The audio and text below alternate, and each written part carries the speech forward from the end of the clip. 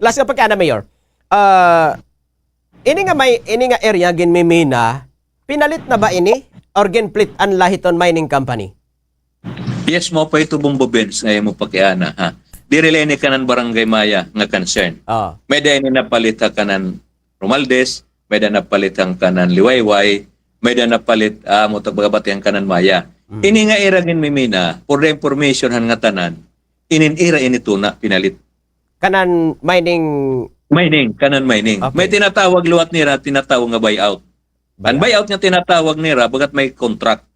Okay. So, example kung nanimo hag na inin naanihin 20 kaban, Oh. usa ka hektarya. Oh.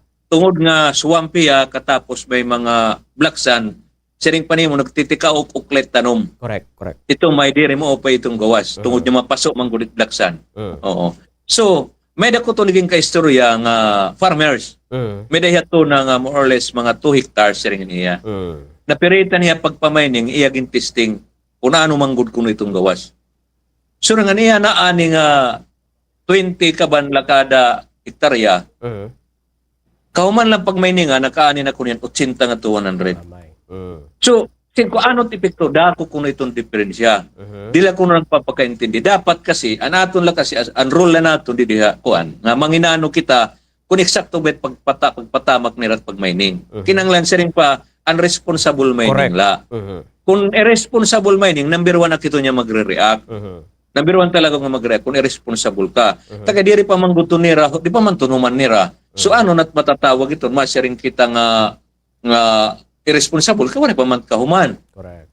So, adan masabtan ito kumaman, kaya may damang kita memorandum of agreement, yung ibabasihan liwat ito local government unit.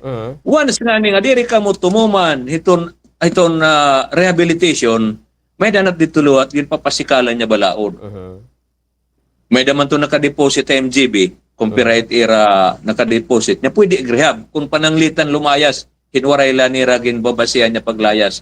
So, iton nga, siring ko, inin ako, it's sympathy itong mga tao, nagpapasalamat ang ito na era.